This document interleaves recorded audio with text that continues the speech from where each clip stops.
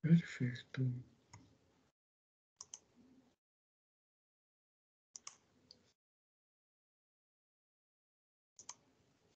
¿Están viendo la pantalla, muchachos? Sí, doctor. Sí, se observa. Perfecto. A ver, Hubert Mauricio, por favor, léete la primera diapo. Ok, doctor. Competencias CPA. ¿Qué esperamos de ustedes? 1. Conocer la etiología. 2. Explicar las bases fisiopatológicas. 3. Reconocer las manifestaciones clínicas. 4. Aplicar la terapéutica básica según la fisiopatología. Muy bien, gracias. Entonces, Cera, vamos a revisar brevemente lo básico de la insuficiencia cardíaca. Oye. Listo. A ver, Nicole Luana. Empecemos Sí, con doctor. este caso. Léete este caso, por favor. Ok. Lucía, de 3 años, que ingresa por emergencia a las 20 horas por presentar fiebre, dificultad respiratoria, tos, vómitos, sudoración, alimentación difícil previo a un cuadro gripal. Continúa. En la Todo. exploración física encontramos Glasgow de 12, frecuencia cardíaca 188 latidos por minuto, frecuencia respiratoria 60 respiraciones por minuto, temperatura de 38 grados centígrados, presión arterial 90/60 milímetros de mercurio, peso de 8 kilogramos, talla 65 centímetros, saturación de oxígeno 86%.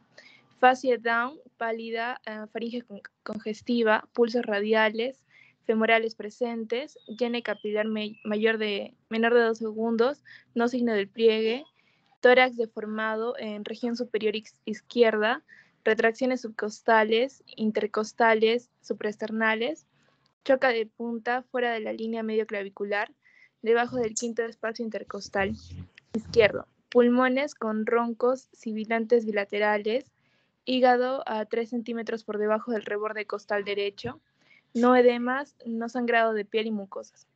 En laboratorio, hemograma normal, hemoglobina 10 gramos, glucosa, creatinina normal, radiografía de tórax con 9 espacios.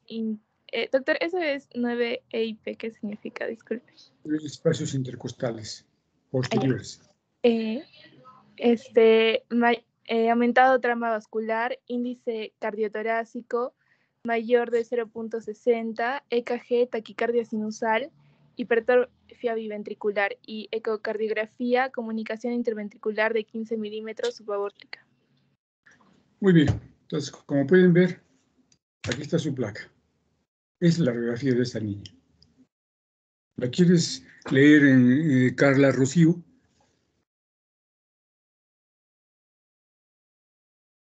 Carla. Sí, doctor.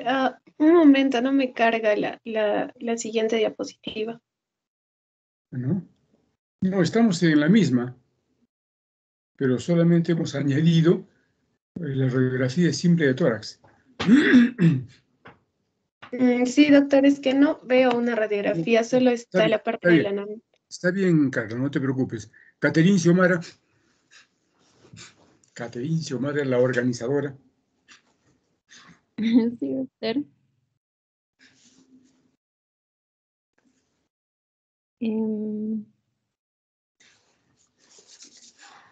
Bueno, en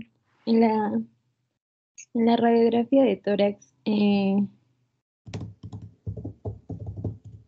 observaría una cardiomegalia en el paciente. Los espacios costofrénicos estarían normales, doctor. ¿Ya?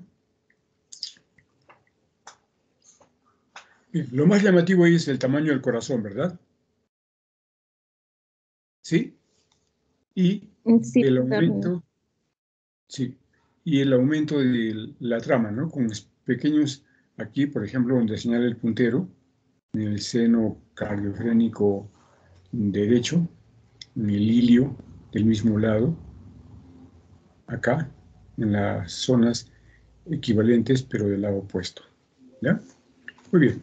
Entonces, este es un caso clínico correspondiente a un niño que tiene una falla cardíaca. Vamos a revisar el tema, ¿ya? Al final hacemos el manejo terapéutico.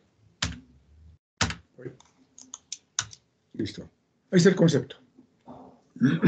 El concepto es el mismo de ayer, ¿sí? Lo que leímos ayer.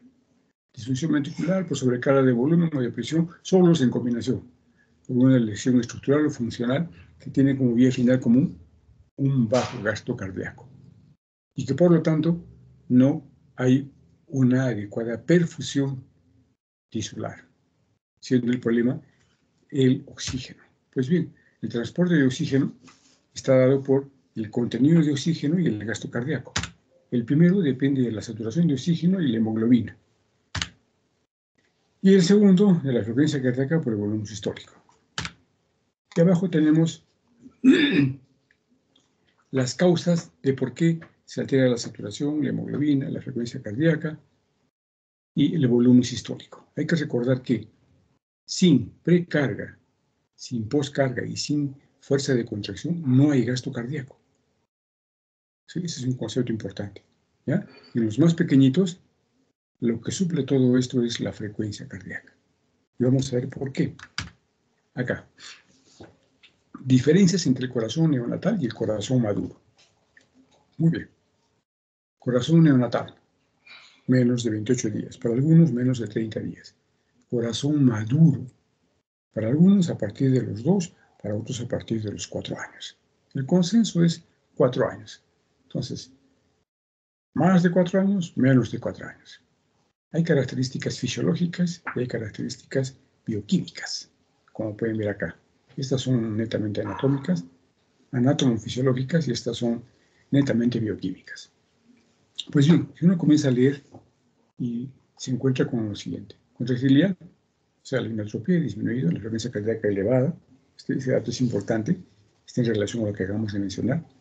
Reserva contráctil baja, tolerancia a la pre y la poscarga limitada, y la interdependencia ventricular es significativa, a diferencia del otro. Y cuando entramos ya a los aspectos bioquímicos, encontramos que hay una dependencia del flujo de calcio a nivel de sarcolema, a diferencia del corazón maduro. Las catecolaminas, los receptores adrenérgicos, están en proceso de maduración. Predomina el simpático, es decir, predomina la adrenalina. Perdón, la acetilcolina, y aquí la influencia de la adrenalina es incompleta. Y acá está lo más importante, el citoesqueleto, mayor contenido de agua. ¿Sí? Menor número de fibrillas, y están desorganizadas, son de menor tamaño, menos mitocondrias. El 30% del peso total del corazón corresponde a miocardio. El 70% es colágeno. Va a encontrar literaturas que vayan a decir 35%, 40% de miofibrillas con estas características. Pero todos coinciden que la mayor parte del peso neto del corazón es colágeno. Pues bien, estas características que acabamos de mencionar hacen que el corazón del niño sea rígido, ¿sí?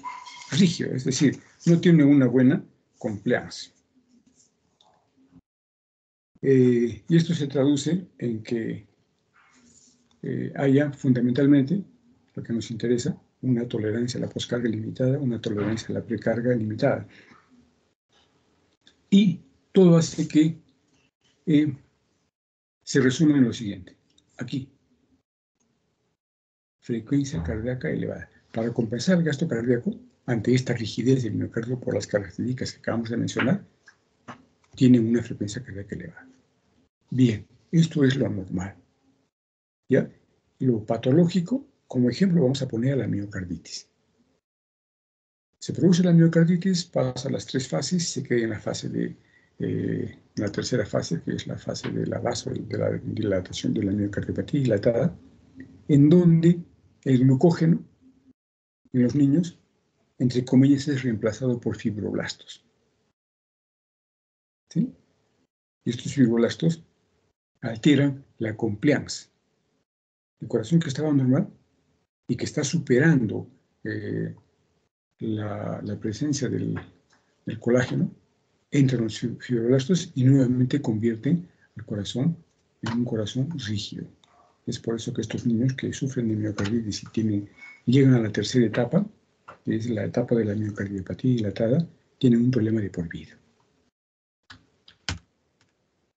Acá vamos a poner un ejemplo de lo que estamos diciendo. Miren, ven, acá hay una panzona, una señora embarazada, que estas señoras nacen con un peso, se embarazan con un peso y al final del embarazo terminan con un aumento del 50% de su peso. Pero de ellas, una de cada 4.000 hacen insuficiencia cardíaca. Este aumento de peso es fundamentalmente por un aumento de la precarga, ¿no? Se hincha, ¿sí? Aparte de que gana otro tipo de constituyentes propios del embarazo, lo que más ganan es agua. Ya que tenemos un neonato que está con su vía en el primer día de vida, o si quieren en la primera semana. ¿No? Pues bien, si este neonato nosotros le ponemos, digamos que pesa 3 kilos, ¿ya? 3 kilos, el primer día se da 60 centímetros por kilo, ¿sí? O sea, le correspondería 180 centímetros de líquidos endovenosos a través de una dextrosa para pasarle como mantenimiento por una X razón, ¿sí? Vomita, alguna cosa que está impidiendo que él se alimente por vía oral. Entonces, y también hipotéticamente por alguna razón sucede de que se le pase el agua. Se le pasa de los 180, se le pasan 100. Más de la mitad. El 100% de ellos hacen insuficiencia cardíaca. Solamente por sobrecarga de volumen, ¿no? Así brusca. ¿Sí? Entonces, este es un ejemplo de por qué los niños tienen una tolerancia baja a la precarga, ¿sí? Así que ya saben, a tener cuidado con los chatos neonatos. Ahora esto se está superando, ¿por qué? Porque ya no se usa tanto la vía directa, ¿no? Hay bombas de infusión, ¿sí? O si no, hay los Voltroles, ¿no? De 100 centímetros, de 150, que facilitan el trabajo. Pero antes sí se veía esto. Y acá tenemos un corazón normal que también puede ser afectado de insuficiencia cardíaca, y estas son las principales causas. Y está por semanas. Esta es la escuela de Ignacio Chávez, mexicana. Primer día, primera semana, 2 a 6 semanas, lactantes y niños mayores y adolescentes. Ahí pueden leer asfixia, hipoglicemia, etc. Primera semana, asfixia, lo mismo, hipoglicemia. 2 a 6 semanas, miocarditis infecciosas. Lactantes, miocarditis, adolescentes. Acá, enfermedad de Kawasaki, ¿sí? Esta es una enfermedad que vamos a revisar cuando hagamos pediatría 2. Pero aquí falta agregar. ¿Qué falta agregar? ¿Alguien me puede decir? A ver, ¿qué dice Sheila Jennifer? ¿Qué faltaría en este espacio de 2 a 6 semanas, que es cuando empieza a presentarse la enfermedad de Kawasaki? Y que tiene un equivalente actual. Sheila. Sí, estoy aquí, doctor. ¿Qué?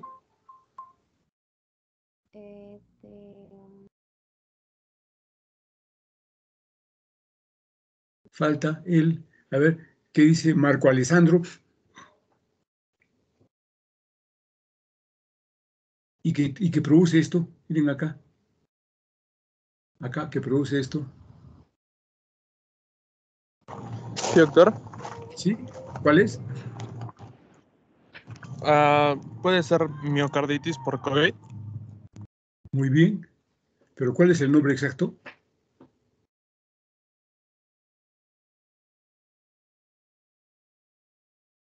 La enfermedad inflamatoria sistémica asociada a COVID-19, ¿no? Que se conoce como MIS-C.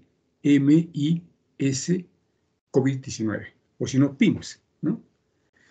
Que es el nombre que utilizan las escuelas latinoamericanas, porque no les gusta el nombre que le han puesto ni la OMS ni la AJA.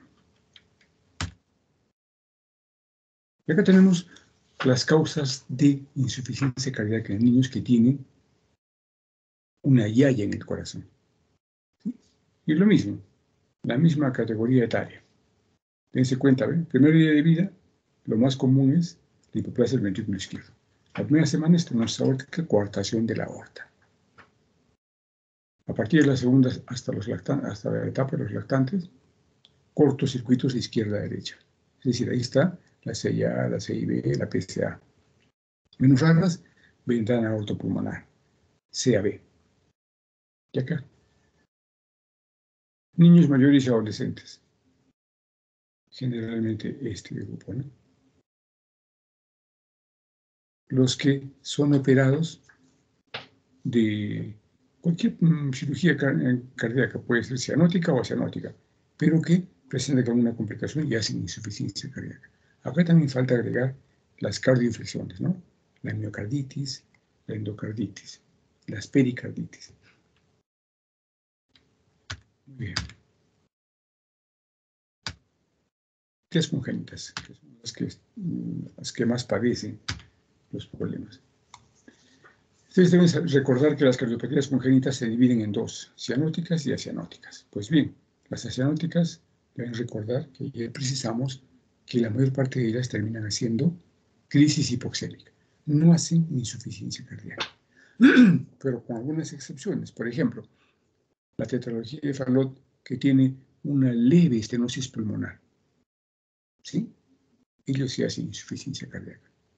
La transfusión de grandes vasos, cuando se abre un cortocircuito natural o adicional por la cirugía, llámese CIA, CIB, PCA, estos niños también hacen insuficiencia cardíaca por sobrecarga de volumen, ¿no? Son pocas las patologías cianóticas que pueden tener a su vez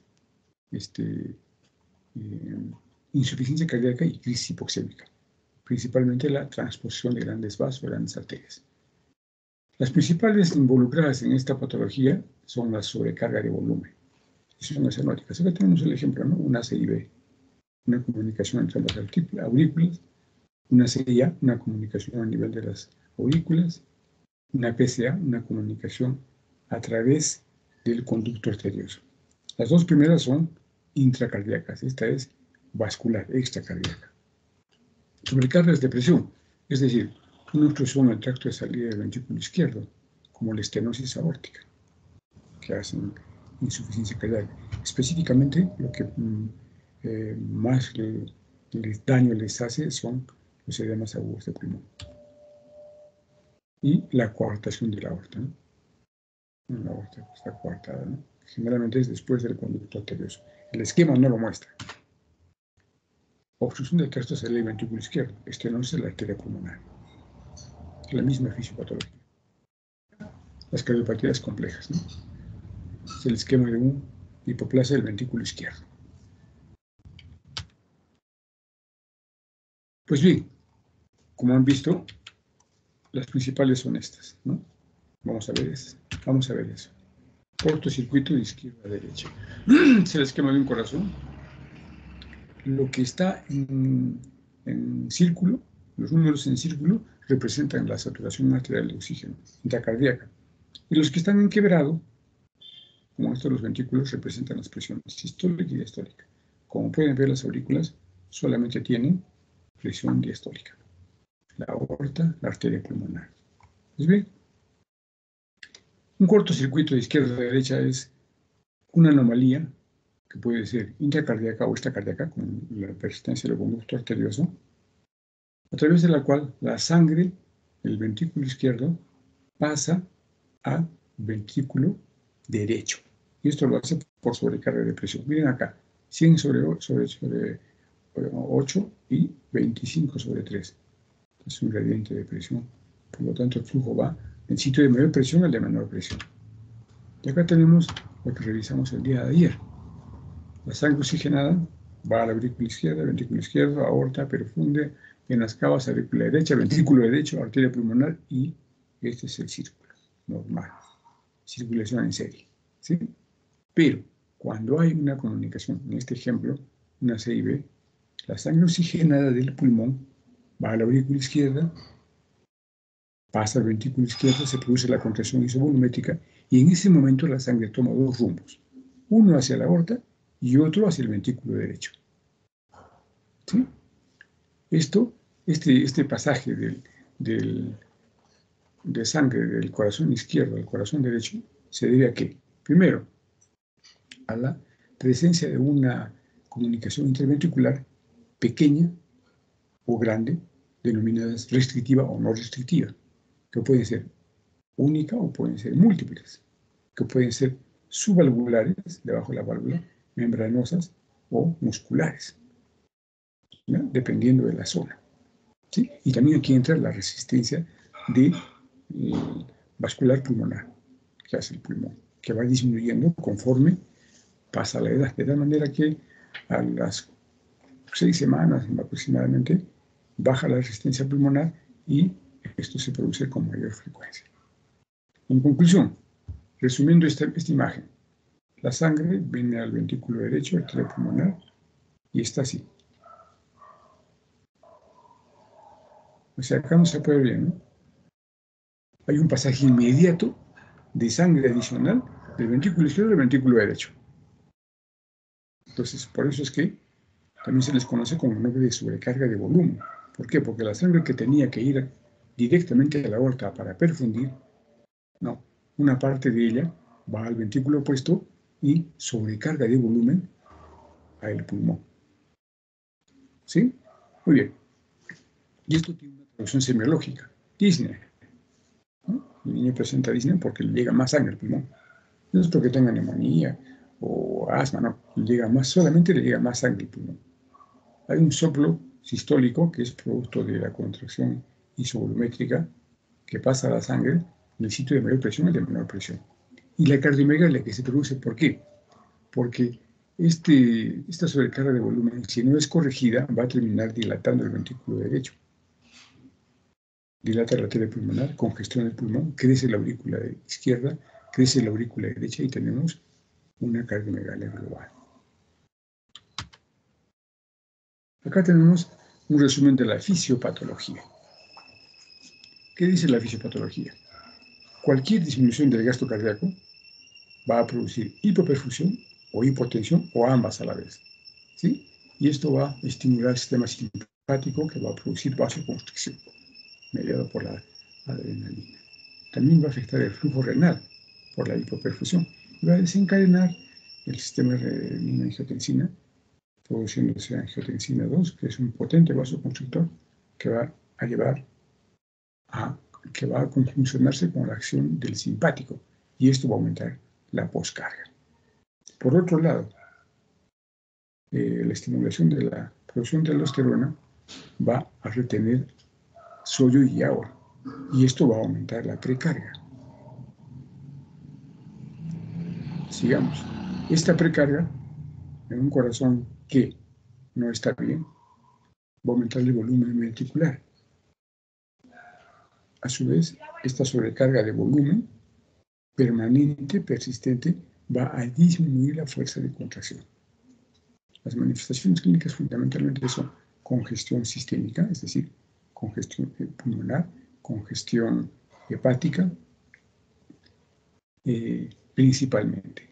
Este es el esquema más simple para poder entender la fisiopatología y que se aplica a todas las patologías que están dadas por sobrecargas de volumen. ¿Y cuáles son? Las que hemos mencionado: la miocardiopatía dilatada, la miocarditis.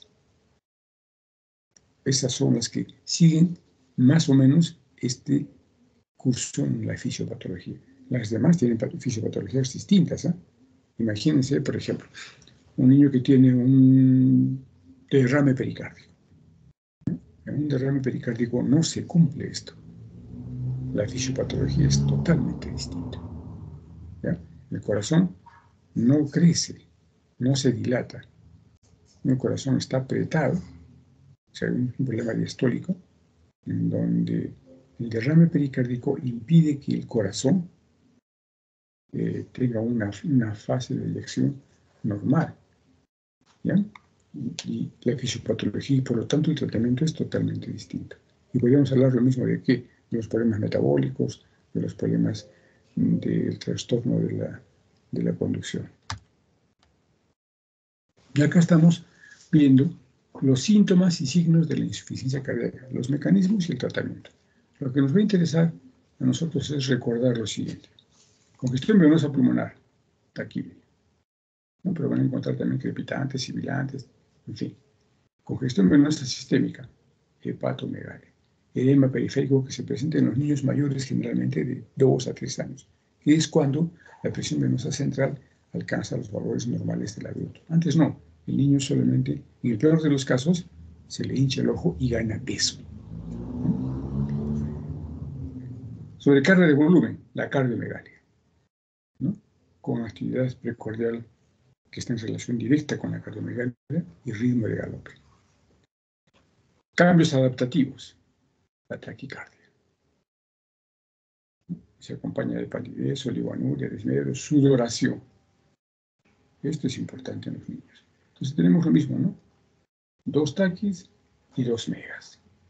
Y acá tenemos la explicación del por qué se produce la congestión venosa pulmonar. Aumento de las presiones de llenado del ventrículo izquierdo, aumento de las presiones de llenado del ventrículo derecho, función inotrópica alterada, el llenado ventricular está aumentado. Y estas son mediadas por la adrenalina, fundamentalmente. Los tratamientos se los pueden ver ahí. Es característica de los niños. Miren, ¿ve? Esa es la fase de un niño, de un lactante cardíaco.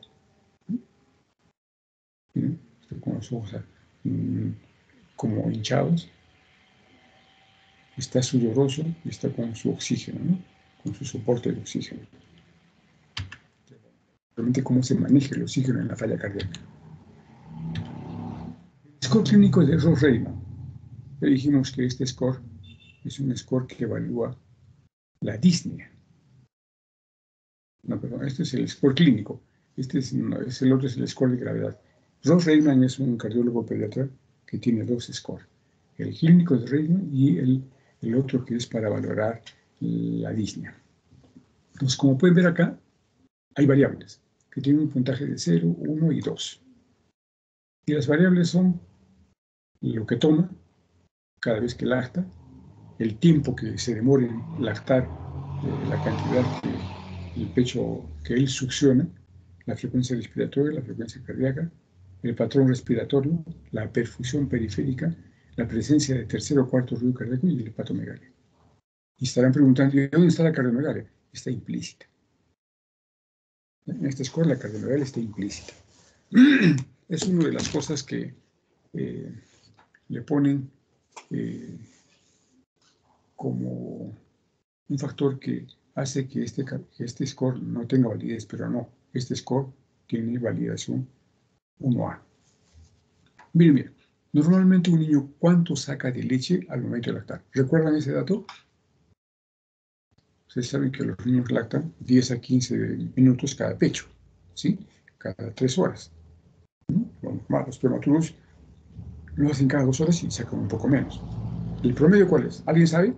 A ver, ¿qué dice Brigitte Kelly? Brigitte. Sí, doctor. Disculpe, ¿me puede repetir la pregunta? Bueno, no estás atenta, ¿no? Eso es lo que más me molesta. Bueno, la pregunta es la siguiente. Era saber si tú recuerdas la cantidad de leche que extrae un lactante al momento de succionar el pecho de su mamá. Los valores aproximados. Y estaba diciendo que los niños lactan el pecho izquierdo y derecho cada 10 minutos, ¿no? Lo que queremos saber es cuánto sacan de leche aproximadamente al momento de lactar los 2 pechos en un lapso de 10 a 15 minutos. ¿Te acuerdas?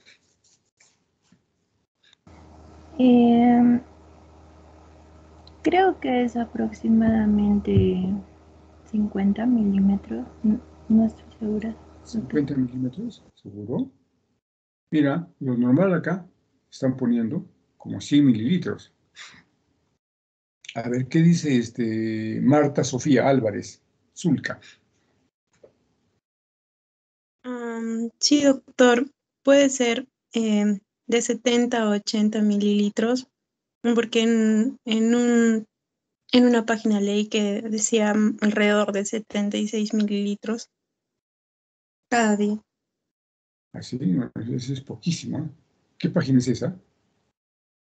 Bueno, no importa. Lo importante es tener una referencia bibliográfica seria, ¿no? Sabes que en Internet cuelgan cualquier cosa.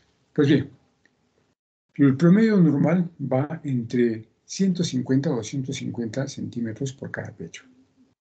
Perdón, la suma de los dos pechos. Y acá, como pueden ver, el valor 0 es cuando es más de 100. 1 le ponen cuando el niño lacta aproximadamente 70 a 100 mililitros. 2 cuando es menos de 70, o sea, más o menos 2 onzas, ¿no? Y un poquito más.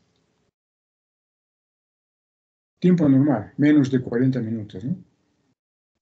Lo normal es 20 a 30 minutos. Y estos niños se demoran más de 40 minutos. En realidad, estos niños están chupando la teta todo el día. ¿Sí? A poquitos están tomando. Por eso es que no le ponen un puntaje de 2. Frecuencia respiratoria, estos son los parámetros, que se alejan un poco de los de la OMS, pero bueno. Patrón respiratorio, ¿es normal o anormal? Así de sencillo. Perfusión periférica también es bien simple, ¿no? ¿Está perfundido o no está perfundido? Tercer ruido cardíaco, o cuarto ruido, ausente o presente. El tamaño del hígado, ¿no? Acá. 2 puntos para más de 3 centímetros. Bien, entonces, tiempo de alimentación. ¿Qué hace un lactante? Lacta, ¿sí? Y el lactar de los lactantes, el hecho de estar chupando la teta, es el equivalente a la actividad física del niño mayor o de los adultos. Ellos no corren, ellos no montan, no nadan, no montan bicicleta, nada, solamente lactan. Ese es el equivalente de la actividad física de cualquier otro grupo etario, ¿ya? Que sí lo puede hacer. ¿Me están entendiendo? Entonces, un niño que se demora más de 40 minutos para sacar menos de 2 onzas, es un niño que no va a ganar peso. A pesar que la mamá dice, doctor, mi hijo está lactando todo el día su pechito, todo el día está.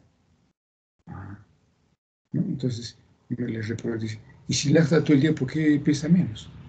¿Por qué no tiene un peso adecuado? ¿Por qué no tiene una talla adecuada? No sé, doctor, pero él todo el día está lactando. Y es que están intentando compensar la cantidad normal de leche materna, que no lo alcanzan a hacer justamente porque tienen un problema en su corazón. Están las variables, el puntaje que uno pone. Sin falla cardíaca, 0 a 2 y así. Si vamos al último, dice insuficiencia cardíaca severa, 10 a 12 puntos. Es otro de los puntos que le molestan al doctor Rolf Reitman, porque dice, la insuficiencia cardíaca de por sí es un cuadro grave, ¿no? Acá no hay leve, moderada, severa. Entonces él alguna vez se rectificó y dijo que esto podría ser el equivalente del shock cardiogénico. Muy bien. Esto es familiar para ustedes, ¿no? Esto es para ver la clase síntoma, la clase funcional de los niños, ¿no? Acá no emplear la NIJA, ¿no? Hace un tiempo se estuvo aplicando la NIJA, pero solamente aplicable a los adolescentes. Pero después se sacó y se comenzó a usar esta, que está basada en la disnea, en la falta de aliento, en la agitación, en la taquimia, en todo eso. No vamos a detenernos mucho en esto porque eso ya lo hemos revisado en semiología y en las clases prácticas. Y que lo vamos a seguir haciendo con los grupos que todavía no han rotado. Muy bien. Este es el esquema de Stevenson, si lo deben recordar, ¿cierto? Stevenson es un cardiólogo de adultos que propuso el manejo de la falla cardíaca a través de los cuadrantes, ¿no? Y se pregunta, ¿hay congestión? ¿Sí o no? Si hay congestión, El niño va a presentar dificultad respiratoria, esfuerzo respiratorio, signología pulmonar, un ruido agregado, hepatomegalia y eventualmente edema facial. Estos niños son catalogados como calientes y húmedos. ¿Sí? Muy bien. Pero cuando está afectada la perfusión, el niño ya no va a estar caliente, ¿no? Va a estar frío y húmedo. Sí, y esto es lo que se va a encontrar. Entonces, en el esquema de Stevenson hay 4 cuadrantes. El A, B, L, D. Algunos le ponen D. A, B, C, D. A, B, C, D. Pero le han cambiado el nombre de la L por la D. El caliente seco es el normal, ni congestión ni hipoperfusión. El niño que está con signología, con sobrecarga de volumen, obviamente va a estar congestionado, ¿no? Eso se denominan húmedos, congestionado o húmedo. No hay hipoperfusión. Estos niños pueden avanzar a shock cardiogénico, que son estos, ¿no? Que están congestionados y están haciendo hipoperfusión. Acá tenemos el inicio del tratamiento general. Hay que asegurar la vía, hay que aplicar el ABCD, el oxígeno. Ojo, aquel oxígeno hay que tener mucho cuidado.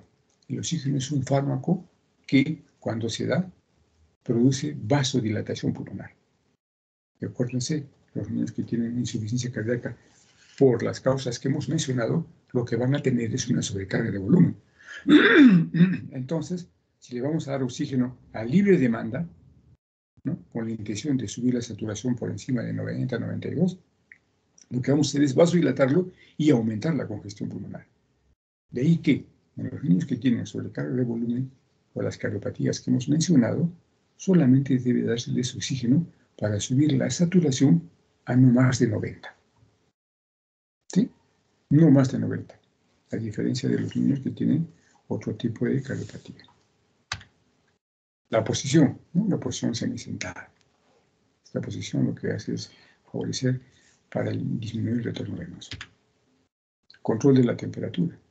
Tiene que estar sin fiebre y tampoco sin hipotermia porque va a aumentar el consumo de oxígeno. Sedación. Este es un punto polémico, ¿no? Algunos emplean la sedación, otros no. Particularmente nosotros en el neuronervio delgado no empleamos la sedación. En el Instituto Nacional del Niño tampoco emplean la sedación. Pero los norteamericanos sí emplean la sedación. Emplean el midazolam en gotas nasales. El balance hidroelectrolítico. Esto es importantísimo. Los niños cuando ingresan, el objetivo es llegarlos a balance negativo. ¿Ya? Y a partir del segundo día, que es cuando debe tener el balance negativo, balance neutro. Ojo, ellos tienen sobrecarga de volumen, ¿sí? Están con el pulmón húmedo y con el hígado crecido por la congestión hepática. Entonces tenemos que llevarlos a un balance hidroelectrolítico negativo. Corregir trastornos metabólicos. Es importante corregir la hipoglicemia, la hipocalcemia. Acuérdense que los dos están bien involucrados en los mecanismos de la contracción. La glucosa alimenta el corazón. El calcio es el responsable de los mecanismos de contracción. Entonces, la glucosa y el calcio tienen que llevarse a límites normales. En las cardiopatías congénitas acianóticas, el hematocrito tiene que estar entre 30 y 35. ¿Sí? Estos niños no pueden tener anemia, porque van a hacer con más facilidad crisis hipoxémicas, aquellos que tengan la fisiopatología de Fallot. En los niños que tienen cardiopatías cianóticas, el hematocrito tiene que estar entre 45 y 50. O sea, tiene que tener una hemoglobina un tanto elevada. O sea, debe haber una respuesta a la hipoxemia, casi entrando en el límite de la policitemia. Aquí me expresé mal. Estas son las acianóticas, ¿no? Como hemos dicho. No tienen que tener una saturación de oxígeno elevada. Es suficiente que tengan una hemoglobina de 11. Hay que tratar los factores que perpetúan o desencadenan la infección. ¿Estos niños con qué vienen? Generalmente vienen con otitis media, vienen con bronconeumonías, vienen con celulitis. Entonces hay que tratar esas infecciones para evitar que se desencadene o se perpetúe la falla cardíaca. Hay que aspirar las secreciones constantemente. Y la dieta, ¿no? La dieta tiene que ser hipercalórica. Los niños pequeños tienen que recibir por encima de 30 kilocalorías y los adolescentes, niños mayores adolescentes, de 100 a 150 kilocalorías. Hay productos que vienen enlatados, la desventaja es que son caros y tienen las calorías adecuadas para poder hacer ganar de peso a los niños. Porque un niño que no gana peso no es un niño que tiene buena disposición para la cirugía. Lo que más se exige en los cirujanos cardiovasculares es que tengan un peso adecuado. Y ustedes deben saber que por las condiciones que hemos mencionado, los cardíacos, por definición, son desnutridos y enanos, pero simétricos. Entonces hay que darles una dieta de tal manera que los haga ganar peso. No como el niño normal, ¿eh? No. Eso no se va a poder conseguir hasta que se corrija la cardiopatía, sino acercar a un peso ya definido por los cirujanos para que ellos puedan ser intervenidos de manera adecuada. ¿Sí? Entonces, vale recordar este punto para que la terapéutica de la falla cardíaca es solamente el primer paso, ¿no? Es, digamos, algo así como un tratamiento paliativo, ¿no? Sintomático. El tratamiento definitivo lo hace la cirugía. Si a un niño que tiene cualquiera de las patologías que hemos mencionado se le hace una corrección, el niño va a terminar como un niño normal, ¿sí? Con buen peso, con buena talla, y va a hacer su vida normal, va a hacer ejercicio, un niño normal. ¿Sí? Es decir, este tipo de tratamientos de cirugía se están haciendo en Lima. Sí, no hay duda que están haciendo en Lima. Los datos que tenemos, que son de 1996, 96, 97, sí, dan resultados que son favorables. Ahora deben de mejorar. Pero si ustedes revisan la literatura de países adelantados, del primer mundo, van a darse cuenta que estos objetivos ya lo estaban consiguiendo en 1975. En 75 años que eran operados quedaban normales, a diferencia de ahora, ¿no? Pues bien, el tratamiento está basado, como dijimos, en disminuir la precarga, disminuir la poscarga y aumentar la fuerza de contracción. Están disminuidas en los niños que tienen falla cardíaca por sobrecarga de volumen. Para disminuir la precarga se usan diuréticos, la furosemida, la espironolactona. Juntas, ¿eh? La tendencia actual es usarlas juntas. Y puede agregarse la limitación de líquidos al 80%.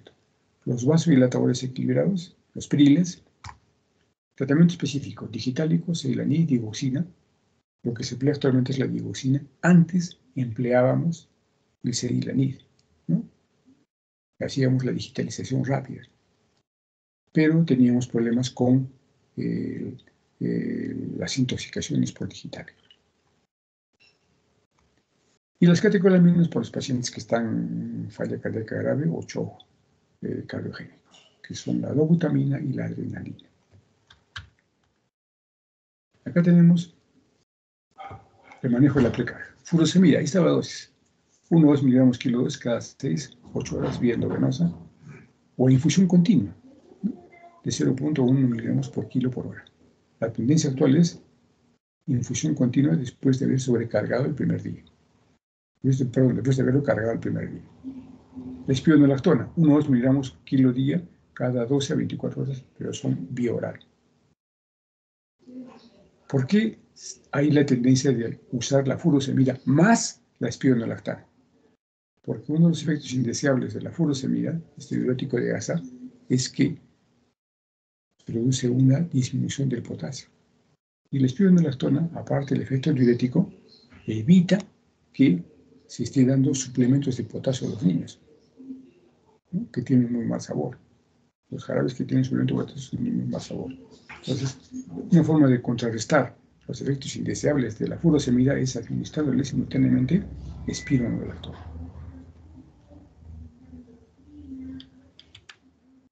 Manejo de la poscarga. Aquí tenemos el captopril. Los dos son vasodilatadores equilibrados. El de más efectividad, de más uso, es el captopril. En los lactantes se emplea de 0,3 a 2 miligramos kilo cada 12 horas. Lactantes hasta el primer año. Los niños, a partir del segundo año, de 0,3 a 6 miligramos kilo, pero cada 8 horas. El enalapril, 0,1 miligramos cada 12, cada 24 horas. El problema es que puede haber riesgo de falla renal. Incluso hay escuelas, algunas escuelas de los Estados Unidos, en donde tampoco usan el captopril por este problema, ¿no? De riesgo de falla renal. Se ha visto en estudios de metaanálisis de que no lo produce. El que sí puede producir es el enalapril. Acá tenemos el manejo de la contractilidad. Cedilanib, este es el esquema que usábamos antes, digitalización rápida, ¿no? Microgramos por kilo por día, la vía oral, la vía endovenosa. Era un poco engorroso, ¿no? Pero no era efectivo, porque una pequeña dosis de más no solamente impregnábamos el miocardio, es la intención de la digitalización rápida, ¿no? Impregnar el miocardio para que pueda funcionar. No, hay miocardios que no responden bien y se intoxicaban. El ejemplo más claro de todo esto fue la miocarditis. Antes se trataba la miocarditis con Cedilanib, con digitálicos. ¿Y qué se dieron cuenta posteriormente? De que las áreas de isquemia, que estaban isquemiadas, que estaban afectadas por la miocarditis, generalmente viral, comprometían un porcentaje del corazón. ¿Sí? Y a mayor porcentaje había mayor posibilidad de intoxicación. ¿Por qué? Porque las sarcómeras, las miofilios, no respondían a la impregnación. Era mucho la cantidad de digital que se le daba para un miocardio que no estaba funcionando al 100%, sino tenía partes en donde había áreas de isquemia. Actualmente solamente empleamos la digoxina, que es por vía oral, en la dosis de 8 a 10 microgramos por kilo. Este tratamiento, el manejo de la precarga, la poscarga y la contractilidad, es para la falla cardíaca aguda, ¿sí? Cuando el niño tiene la primera vez o cuando está en un problema crónico y hace reagudaciones, ¿sí? O sea, reagudizaciones en niños que tienen problemas crónicos. Y los beta bloqueadores se usan para tratamiento de la insuficiencia cardíaca crónica. O sea, salen de la falla aguda, entran en la cronicidad de la insuficiencia cardíaca y se puede emplear el carvedilol a 0,05 miligramos kilo día cada 2 horas vía oral o el propanolol de 1,5 miligramos kilo día cada 6 a 8 horas vía oral. ¿No? Estos niños tienen algunas limitaciones. Por ejemplo, hay que tener mucho cuidado con niños que tienen asma bronquial. Está contraindicado eso. Y acá, ya para terminar, este es un esquema de Cantor, de las guías del 2013. Fíjense, no ha habido mucho avance. En donde están clasificando por paso, ¿no? Paso 1, paso 2, paso 3. En el paso 1, cuando el niño cuando está asintomático, no tiene síntomas y hay signos ecocardiográficos, es decir, clase 1, se pueden emplear los diuréticos, ¿sí? Y los inhibidores IECA. Cuando está en la clase 2, clase 2, clase 3, clase 4, ¿no? Es decir, sale la falla cardíaca, empezamos a usar los beta bloqueadores.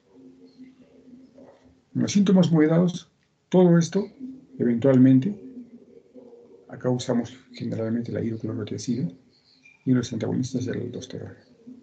Y acá estos niños ya tienen, que son intratables, ¿no? Lo que requieren es, desde esta etapa, desde la clase 4, es postular a trasplante cardíaco. Y acá está la respuesta al caso clínico. A ver, ¿dónde estamos?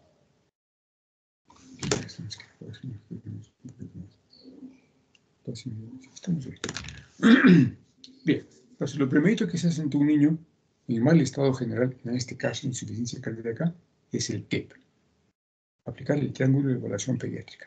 Algunos niños vienen moribundos y hay que hacerle reanimación cardiopulmonar. ¿Sí? O sea, hay que estar listo para eso.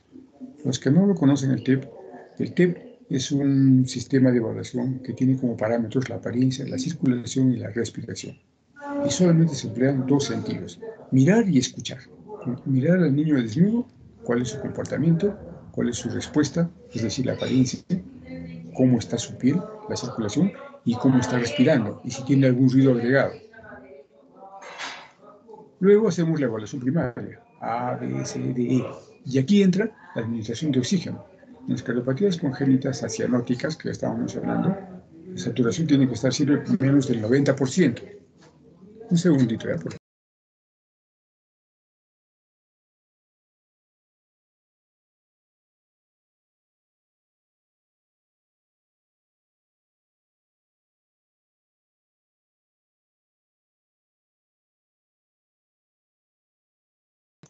Ya, van a disculpar.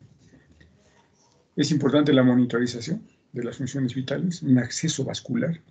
¿Sí? Dijimos, ya hablamos de esto, de preferencia 2 vías, en sitios en donde se puede colgar un CBC, es lo ideal, y la posición semisentada. Aquí estamos empezando a manejar la precarga. Y para esto aplicamos la fórmula de Holiday-Segar. 4, 2, 1. ¿Qué significa? 4, 2, 1. El 4 es el número que se maneja para los niños que tienen menos de 10 kilos, ¿ya? Como en este caso. Este niño pesa 8 kilos, ¿se acuerdan? Lucía tiene 3 años y pesa 8 kilos. Entonces, le correspondería 4 centímetros por kilo por hora. Como tiene 8 kilos, multiplicamos 8 por 4, 32 centímetros por kilo por hora. Le agregamos el 2 a los niños que pesan de 11 a 20. ¿Sí? 2 centímetros por kilo por hora a los centímetros que hemos calculado y que corresponden a los 10 primeros kilos. Y le agregamos 1 centímetro por kilo por hora a los niños que pesan más de 20 kilos, ¿no? Que ya tienen ellos 6 centímetros por kilo por hora a anteriores, previos. Entonces, la indicación sería preparar una destroza al 5% solución acuosa, 1 litro, cloruro de sodio al 20%, 20 centímetros, cloruro de potasio al 20%, 10 centímetros. Y pasar 384 centímetros a 11 gotas o 33 centímetros por hora. Saquémoslos. Entonces, 8 por 4, 32. Este niño ingresó a las 20 horas, o sea, a las 8 de la noche. Todos los cálculos se hacen hasta las 8 de la mañana del día siguiente. Entonces sería 32 por 15, por 12. Y eso sale 384 centímetros. Entonces, este niño, cuando lo vimos, no requería disminuir la precarga porque estábamos dándole diuréticos, ¿no? El niño tiene que estar muy, muy congestionado para que se le pueda disminuir esto que es el 100% de su líquido para 12 horas al 80%. Si aplicamos la fórmula, volumen, que son 384, partido entre el número de horas por 3, 12 por 3, 36. 384 entre 36 nos va a salir 11 gotas por minuto. 10.66, lo redondeamos a 11. Pero hay enfermeras que trabajan no con gotas por minuto, sino por centímetros por hora. Entonces lo que hacemos es una variante de la fórmula y lo multiplicamos por 3. 11 por 3 sale 33. Entonces, señora enfermera, o como la traten, 11 gotas por minuto o 33 centímetros por hora. Furosemida, 8 miligramos cada 8 horas endovenosa, espironolactona, 8 miligramos cada 8 horas. Esta maraca es cada 12 horas. Postcarga, 1 miligramo cada 8 horas. Estamos multiplicando el peso por 0.3.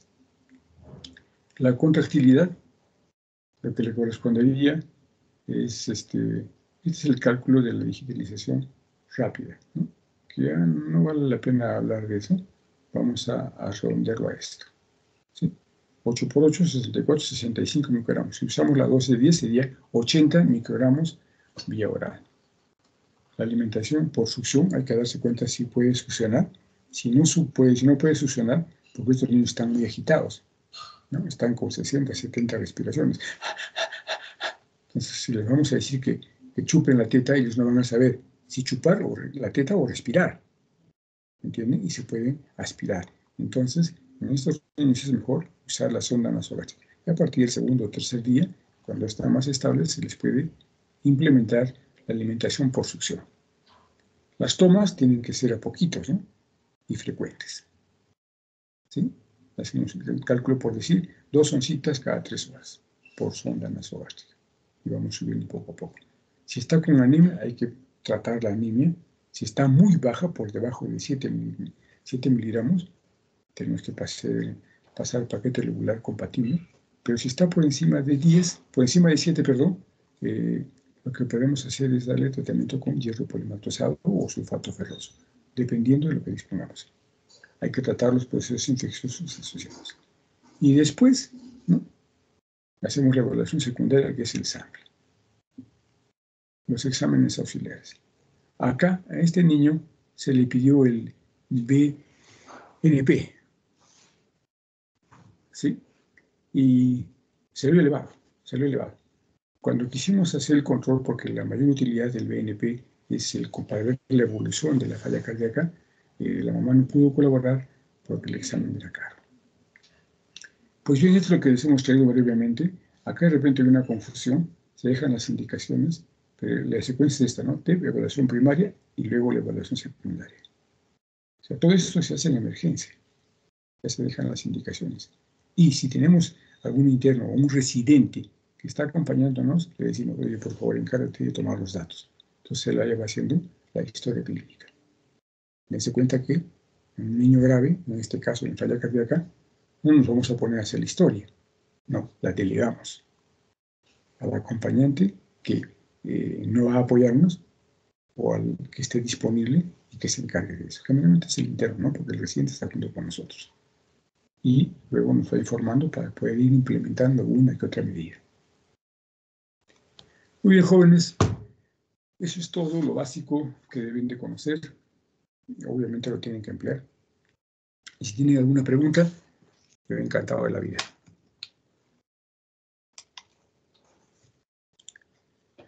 A ver, José Carlos Torres Gálvez. José, ¿tienes alguna pregunta, José?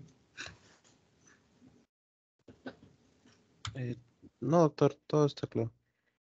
Sí, claro como el agua, o claro como la noche. No. Claro como el cielo arequipeño o como la noche de Arequipa.